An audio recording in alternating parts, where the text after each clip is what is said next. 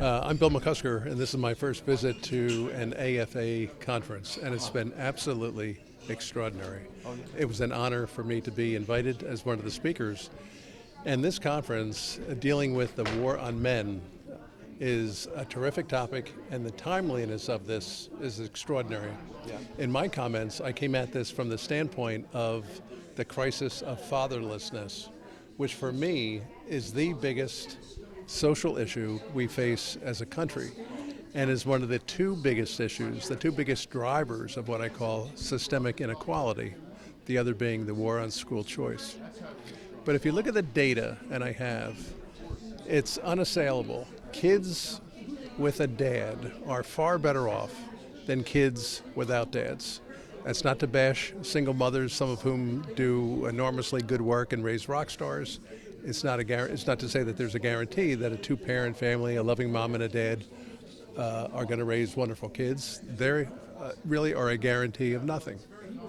But if you look at the data, we need the courage to say to the next generation, a mom and a dad, an engaged father, involved with his kids' lives, is far better off than that lonely kid without a dad, because of all the hardships that he or she is going to face from the very beginning and then throughout their lives.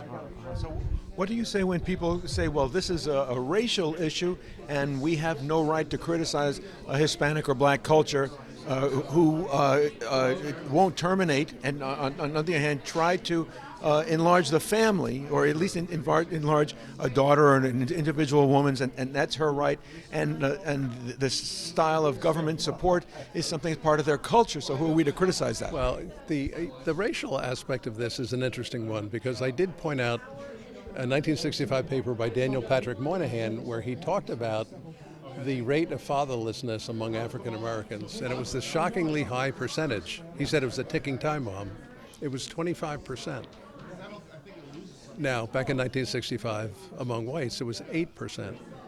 If you look at it now, among blacks, it's 72.8%. So we didn't exactly listen to Mr. Moynihan.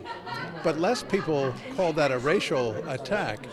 If you look at whites, we are now, I believe, 34%. That's 4 times higher than it was, this rate of fatherlessness among whites back in 1965. 4 times higher then, and as a country, we're in the 40s. This is not a racial issue. This is a cultural issue. And it's not just an American issue, it's a global issue. Now, some people may say, well, let's just have the government spend more money, because if kids without dads live in poverty, and they tend to, let's just give the mom more money. Or if the girl drops out of school and as a teenager gets pregnant and it costs money to raise a kid, we'll just give her more money.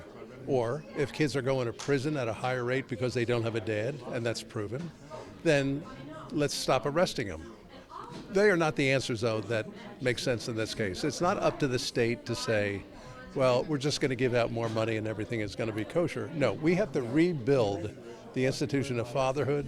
We have to rebuild the family, because it's only those, I think, over the next 50 years that are going to allow us to help these kids, 19 million of which right now don't have a dad in the U.S.